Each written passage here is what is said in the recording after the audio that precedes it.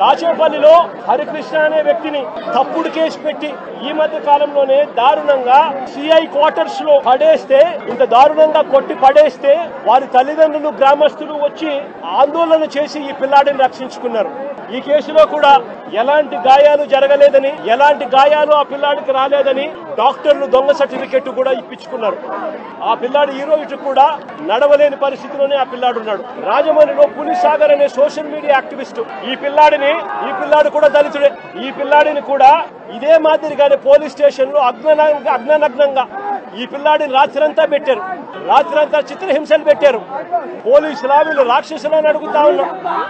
Social మీడియాలో ఈ పిల్లాడు క్వశ్చన్ చేసిన దానికి ఈ పిల్లాడి పరిస్థితి రాజమండ్రిలో ఇది.